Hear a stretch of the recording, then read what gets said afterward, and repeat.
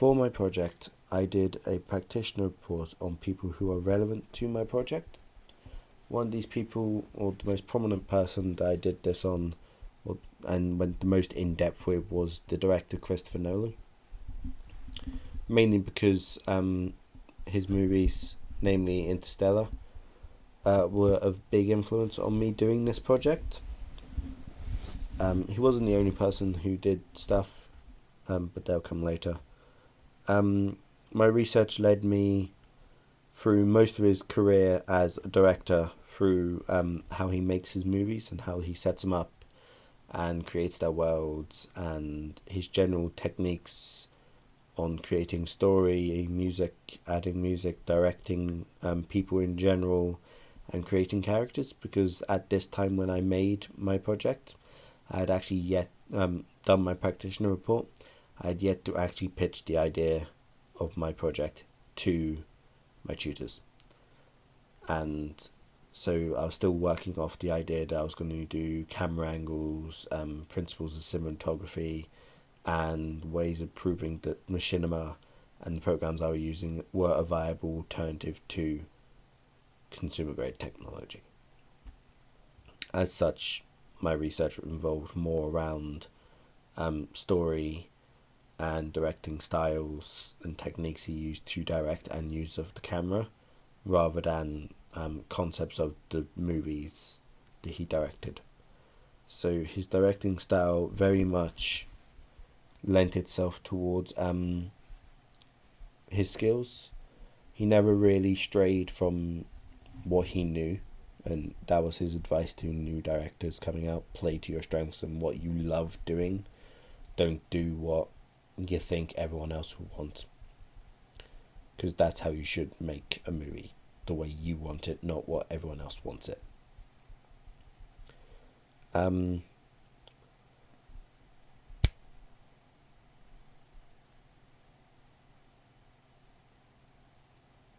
He in several of his movies, everything he does adds to the plot in some description. For example, his work on the Batman trilogy, he very much wanted Gotham, the city, to be essentially a character in that movie. So he got his team and himself to put as much character into the city shots as he could, to make it sell as it was a lived-in, running, working, living, breathing entity in the movies.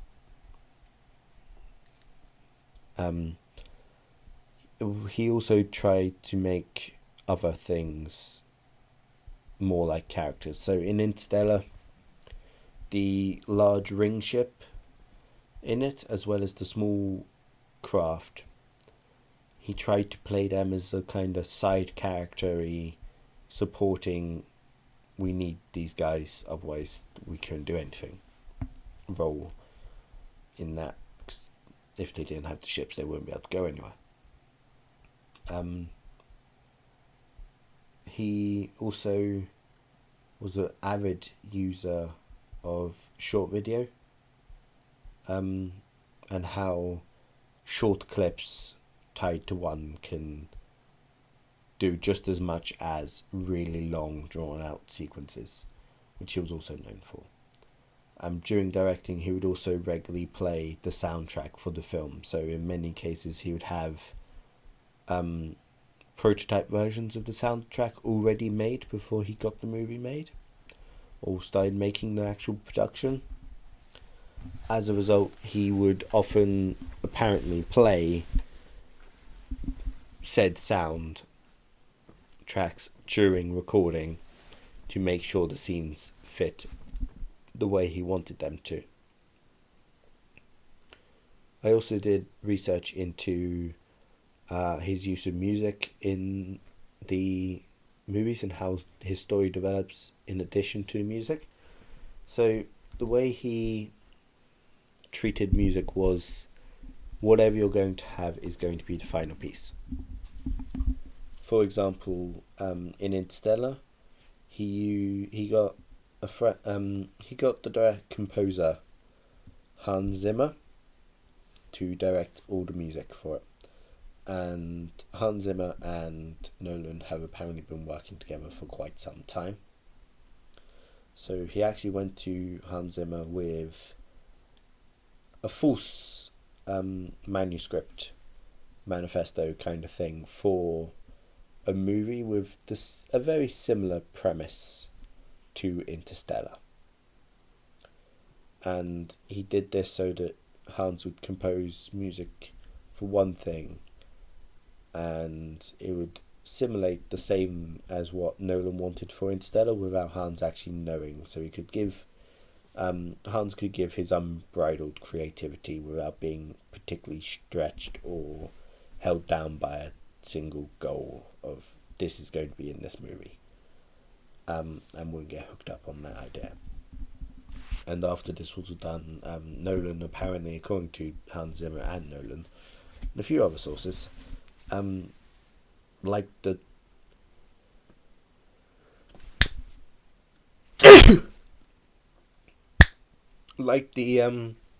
music so much that he would actually use it in the film without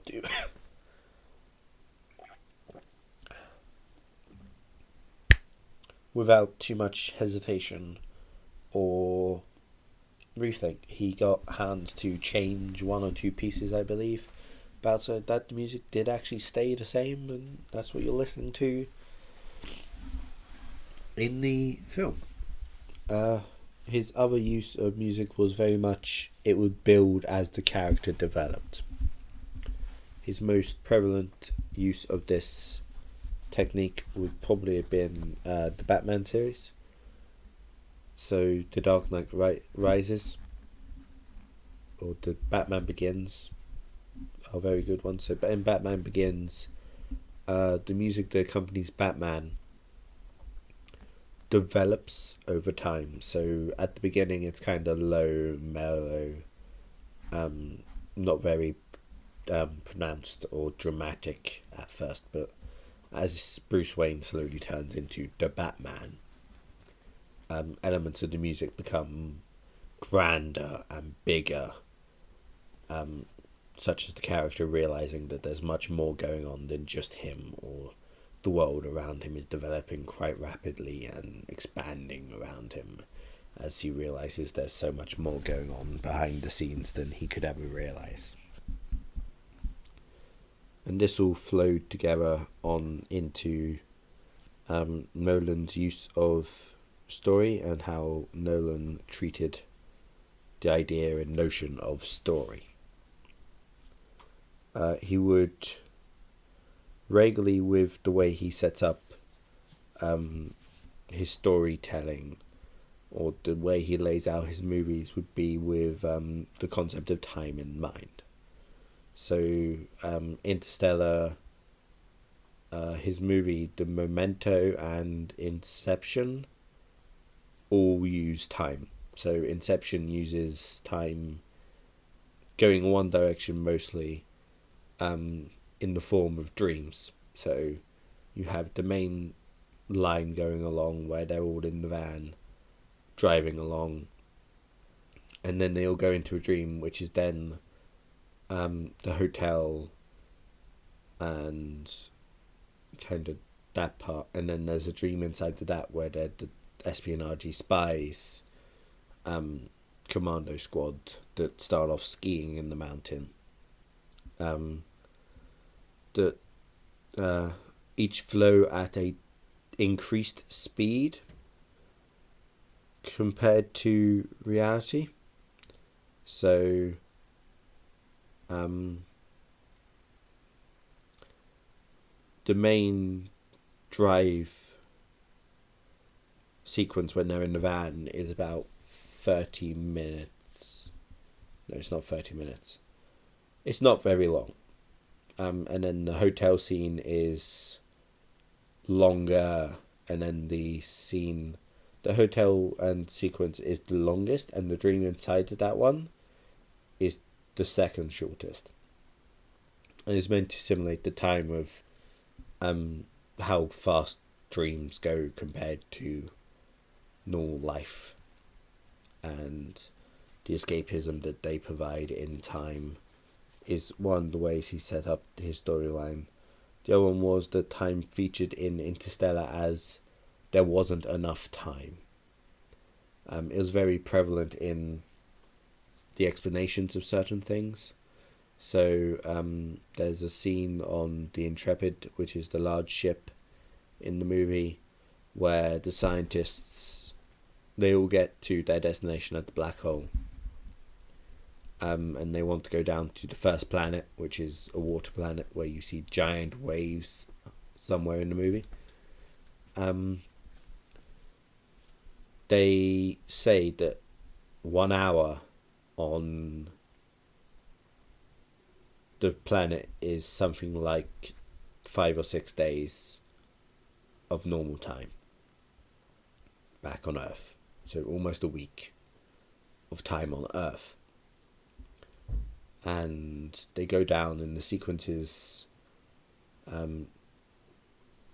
few minutes long, and it's supposedly they were down on the planet for 2 or 3 hours searching for wreckage and parts before the waves hit them, and they got stuck there for a bit.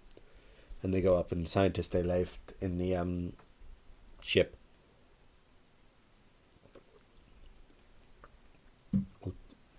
had apparently been there for years. So, thinking back on it now, it wasn't several weeks. I think it was months per hour, or several months per hour, which is quite a prevalent thing to think about, that you could go on a planet for 2 hours, come back, and 6 or 7 years may have passed just because you're next to an anomaly like a black hole, which also increases the time left until, Earth is destroyed by the famine that's going on around there. This leads on to another plot into the movie where later on the main character actually comes back to the people who escaped Earth and are going to the planet he marked out, and he makes it back in time to see his daughter, who was 7 or 8 when he left, die at the age of 60 or 70, whilst he aged maybe a year or 2 during the movie. Memento is Nolan's biggest use of time and particularly non-linear storytelling. So, non-linear storytelling is where you don't tell the story in the standard linear format. So 1, 2, 3, 4, 5, 6, 7, 8 is standard linear. Non-linear, you can go backwards in time. So you're showing what has happened, and you pick it up as you go back to the start, and then it plays through normally. Or you can be chopping in bits and bobs here and there. So Memento works in a 1, 4, 7, 2, 3, 8, 3, 6, 9. So you'll see scene 1, then 4, then 7, then 2, then 5, then 8, then 3, then 6, then 9. Which actually means, because this is also working in a backward sequence, you see at the beginning of the movie the end of the movie, or the conclusion, and you work backwards in a non-linear way from there, which in the idea of Memento gives the characters an unknown edge, because you find the main character already pointing a gun at, as you find out in the end of the movie, the bad guy, or one of the bad guys, head, and killing him. Which leaves you at the beginning of the movie not knowing whether your guy is a good guy, bad guy, or just a good guy who does bad things. Which leads on to my research into his way of character and developing character in addition to everything else. So his characters will generally most of his characters have an identity issue or a flaw that's to do with their identity. So Bruce Wayne isn't the Batman. Batman is Bruce Wayne in the Batman series. After Bruce Wayne turns into the Batman, all he can think about is being the Batman, which is where the idea that Bruce Wayne is no longer being the Batman, but Batman is playing Bruce Wayne instead comes from. Another idea and concept that comes with that is Memento. So because the main character is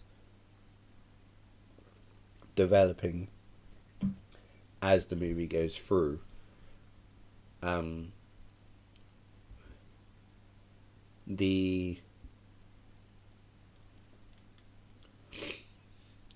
his personality and identity changes repeatedly through the movie because he finds out more about himself. The principle of Memento is the guy suffering from short-term memory loss constantly. So he forgets something after a few hours, which is why he's constantly writing stuff down and scribbling down notes, which is a prevalent factor in the movie. Another thing Nolan does with character is he will regularly change them halfway through and uses their dreams and goals as reality instead of actual reality until such a point where the audience can tell it's a dream, which is when he'll snap back to reality.